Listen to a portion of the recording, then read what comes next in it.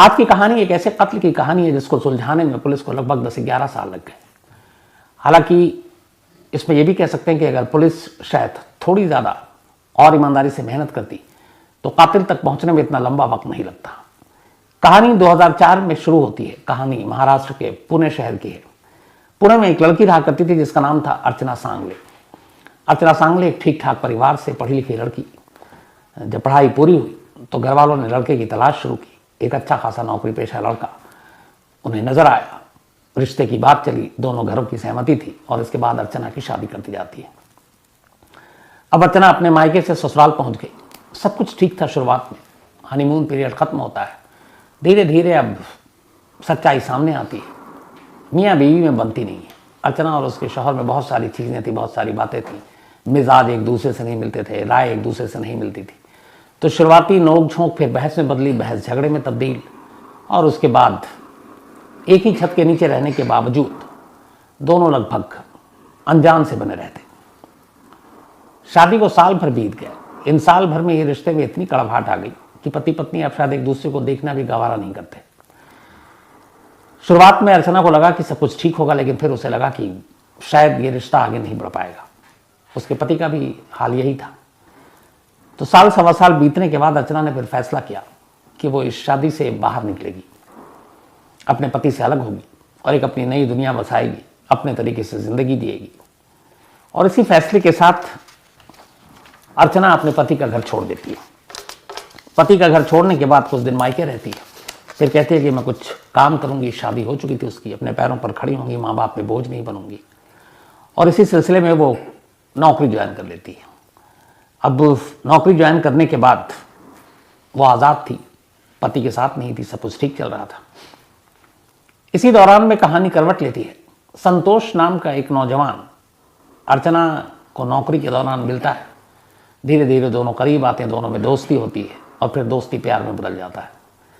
संतोष एक एनजीओ चलाया करता था और साथ में जो सोशल वर्क किया करता था। तो ये बात 2005 दिसंबर की है। शादी को साल बीत चुके थे। अब धीरे धीरे मुलाकात के बाद अर्चना को लगता है कि संतोष उसके लिए बिल्कुल फिट है, सही है, इसी के साथ जिंदगी आगे बिताएंगे। अब दोनों वहीं पुणे में एक घर किराए पर ले लेते हैं और अब साथ में लिव इन में रहने लगते हैं। अर्चना की अपनी नौकरी भी ठीक चल रही थी, संतोष का भी अपना एनजीओ ठीक चल रहा था, सब कुछ ठीक था।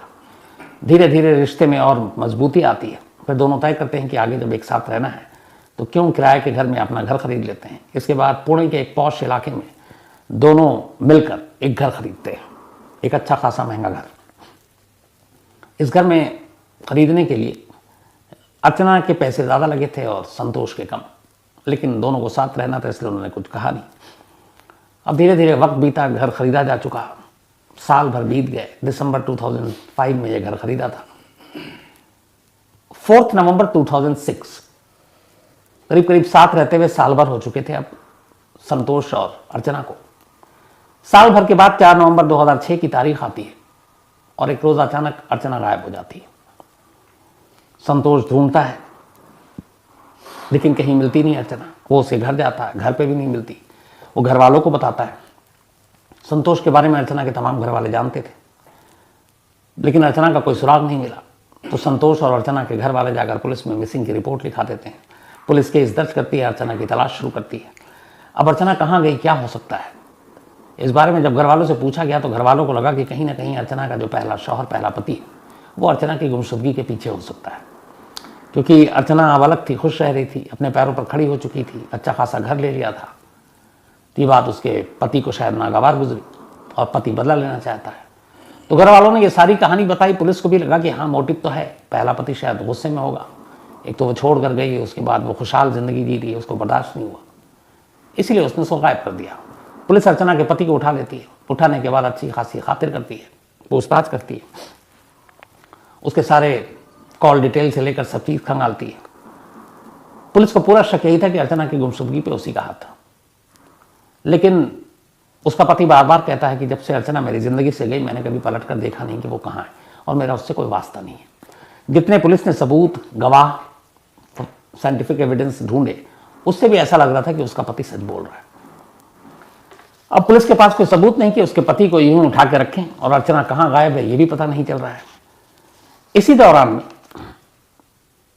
एक रोज उसी नवंबर के महीने में मछिंदरगढ़ किले के पास एक महिला की लाश मिलती है, पुणे में। कोई अनजान शख्स देखता है किले के पास एक लाश है, पुलिस को खबर देता है, पुलिस आती है, लाश को उठाकर ले जाती है, मोर्चरी में रख देती है।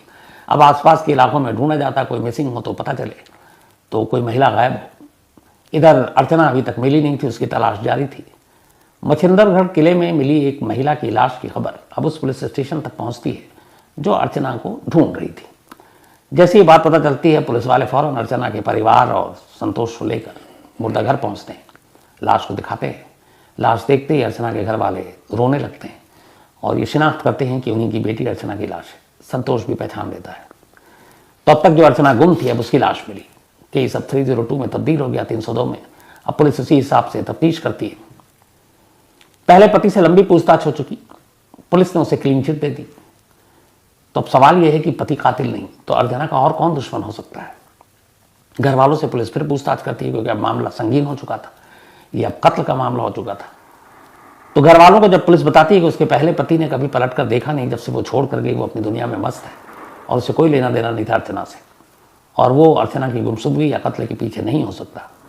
तो फिर घर वालों को लगा कि अब क्या किया जाए, कौन हो सकता है। कुछ दिनों तक तो वो इधर उधर ढूंढते रहे, पता करते रहे। फिर एक रोज उन्होंने पुलिस में जाकर सीधे संतोष पर ही शक जता दिया। उन्होंने कहा कि अगर अर्चना का पति कातिल नहीं है तो फिर ये जो उसका दूसरा प्रेमी है जिसके साथ वो लिव इन में रह रही है, बहुत मुमकिन है कि उसी ने कत्ल किया है। लेकिन कोई ठोस कारण वजह नहीं थी, लेकिन और उनके पास कोई दूसरा रास्ता भी नहीं। तो उन्हें लग रहा था कि कोई और न उसकी दुश्मनी किसी से, न कोई और किसी को मतलब। अब जब संतोष का नाम आया तो फिर पुलिस ने संतोष को उठाया। अब संतोष की खातिर हुई, उससे लंबी पूछताछ हुई, लेकिन संतोष की भी सारे कॉल डिटेल, तमाम गवाह, सारी चीज़ें पूछी गई। उसने जो जो बयान दिए वो सब मैच कर गए और कोई ऐसी चीज़ पता ही नहीं चली जिससे ये लगे कि संतोष गुनहगार है। अर्चना के पहले पति की जो पूछताछ का नतीजा निकला, सेम वही अर्चना के प्रेमी संतोष की पूछताछ का नतीजा निकला। कोई ऐसा सबूत पुलिस के हाथ लगा नहीं जिससे साबित हो सके कि अर्चना के कत्ल के पीछे या तो उसके पति का हाथ है या फिर उसके प्रेमी का। बिना सबूत के आप ज्यादा दिन तक हिरासत में भी नहीं रह सकते। तो बिना सबूत की वजह से पुलिस को आखिरकार पति की तरह ही अर्चना के प्रेमी को भी छोड़ना पड़ा। अब वो निकल गया। अब धीरे धीरे वक्त बीता, पुलिस तफ्तीश करती रही, कोई सुराग, कोई गवाह, कोई क्लू हाथ नहीं आ रहा।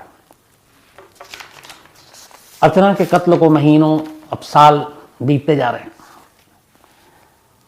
लेकिन पुलिस के हाथ कोई सबूत नहीं लगा। करीब करीब 6 साल बीत गया। 6 साल के बाद 2012 आ गया साल। 2012 आने के बाद इस दौरान में पुलिस जब भी कभी रिव्यू मीटिंग होती, मंथली मीटिंग होती, तो पुराने केस में हर स्टेट, हर शहर में ऐसा होता है कि अच्छा कुछ ऐसे केस जो अनसॉल्व हो, उनका स्टेटस क्या है, तो उस पर मीटिंग होती है। तो जब भी इस तरह की मीटिंग होती तो ये अर्चना का भी केस सामने आता कि अब तक सुलझा नहीं है, तो उस पर स्टेटस रिपोर्ट मांगा जाता। अब चूंकि सस्पेक्टेड 2 ही थे, अर्चना का पति और उसका प्रेमी, तो उन दोनों के बारे में भी कुछ मुखबिरों के जरिए खबरें निकालती पुलिस, लेकिन कोई फायदा नहीं हो रहा था। लेकिन इसी दौरान एक चीज हुई। 2012 में अचानक पुलिस को पता चला कि जो घर अर्चना ने अपने प्रेमी संतोष के साथ मिलकर पुणे के एक पॉश इलाके में खरीदी थी वो घर 2 लोगों के नाम पर थी, अर्चना और संतोष, यानी ये ज्वाइंट ओनर थे। अब इस घर को संतोष नहीं बेच सकता था जब तक कि अर्चना अगर जिंदा होती तो सहमति से। अब वो है नहीं, तो बहुत सारी कानूनी चीज़ें हैं। हालांकि वो रास्ता निकल सकता था कि अर्चना मर चुकी है तो फिर एक मुर्दा साइन करने तो आएगा नहीं, लेकिन उसके कानूनी रास्ते होते हैं। लेकिन हुआ यहाँ ये कि मुखबिरों के जरिए पुलिस इस केस में तो लगी हुई थी। 2012 में पता चला कि अचानक उस घर को, जिस घर को अर्चना और संतोष ने खरीदा था, वो ट्रांसफर हो गया संतोष के नाम पर। और ये ट्रांसफर किसी और ने नहीं किया, खुद अर्चना ने किया। अर्चना ने बाकायदा कानूनी पन्नों पर यह दस्तखत किया और कहा कि ये जो प्रॉपर्टी है ये पूरी तरह से मैं संतोष के हवाले कर रही हूं, मेरा इसमें अब कोई दखल नहीं। तो एक प्रॉपर्टी, और ये पुलिस की इन्वेस्टिगेशन में सारी चीज थी शुरू में ही कि ये घर लिया, दोनों ने मिलकर लिया, दोनों ने बराबर पैसे दिए। इसमें अर्चना के पैसे ज्यादा थे, इवन अर्चना के घर वालों को ये बात मालूम थी। लेकिन ज्वाइंट ओनर थे दोनों, मालिक दोनों बराबर थे। अब लेकिन अर्चना की मौत के 6 साल के बाद अचानक ये पता चल रहा है कि वो घर अर्चना ने संतोष के नाम पर ही कर दिया और अपने आप को मालिकाना हक से हटा लिया। अब एक मुर्दा 6 साल बाद जिंदा हो और उसके बाद वो साइन करे कानूनी पन्नों पर, रजिस्ट्री के पेपर पर, तो ये बात अजीब लगती है। अब इसमें एक ही चीज़ निकल कर आता है कि या तो फिर अर्चना जिंदा है, मौत का नाटक किया। अब पुलिस को भी लगता है ये क्या है, मामला क्या है। पुलिस तफ्तीश करती है। अब यहाँ पर भी तफ्तीश ऐसी होती है कि एक मर्डर और एक प्रॉपर्टी के केसेस को आमतौर पर हमारे यहाँ बड़े हल्के तरीके से लिया जाता है। ठीक है, जांच होगी, पन्ने देखेंगे और इतने सारे दस्तावेज, ये स्टैम्प, वो साइन, किसके नाम पे, पुराना मालिक मकान कौन है तो नया कौन है, ज़मीन किसकी है, रजिस्ट्री किसके नाम पर है, फ्री होल्ड है, बहुत सारे चीज़ें हैं जो इन ज़मीन जायदाद के चक्करों में पड़ते हैं उन्हें बेहतर पता होगा। तो खैर 2012 में, बल्कि 6 फरवरी 2012 को ये मकान संतोष के नाम पर हुआ। अब पता चला, परिवार वालों ने भी कहा कि ये क्या है और कैसे ये हक मिल गया उसको, और कैसे अर्चना जो 6 साल पहले ही, बल्कि कानून के किताबों में भी मर चुकी है क्योंकि एफआईआर दर्ज है, वो कैसे दस्तखत कर सकती है। पुलिस को भी लगा, लेकिन 12 में ये मामला सामने आया 6 फरवरी को। इसके बाद पुलिस जांच करती रहती है। अंदाज़ा लगाइए, 12 से 17 आ गया 2017, 5 साल बीत गए ये पहली को बूझने में कि एक मुर्दा अर्चना जिंदा बनकर कैसे एक प्रॉपर्टी के पेपर पर साइन कर सकती है। इस दौरान में फिर पुलिस ने, उस वक्त जब ये बात आई कि प्रॉपर्टी के नाम हुआ, फिर संतोष को उठाया था, पूछताछ की थी, पर संतोष ने कहा कि जो भी उसने अपने बयान दिए, सबूत कुछ था नहीं, क्योंकि प्रॉपर्टी का केस अलग है, कत्ल का अलग है, फिर उसको छोड़ दिया। 2017 आ गया। 17 जनवरी 2017 की तारीख थी। पुलिस को एक जानकारी मिली मुखबिरों से। पता चला कि जिस पेपर पर साइन करवाया संतोष ने और जो प्रॉपर्टी उसने अपने नाम करा ली, जो कि ज्वाइंट होल्डर थे, वो अर्चना ने साइन नहीं किए। अर्चना नाम की एक, जो अर्चना का पूरा असली नाम था, अर्चना सांगले, अर्चना सांगले के नाम पर उसने एक अपनी महिला मित्र को तैयार किया। बाकायदा अर्चना सांगले के नाम पर सारे डॉक्यूमेंट्स बनाए फेक, सारे उसके आईडी, सारे उसके आधार से लेके जितनी भी चीज़ें।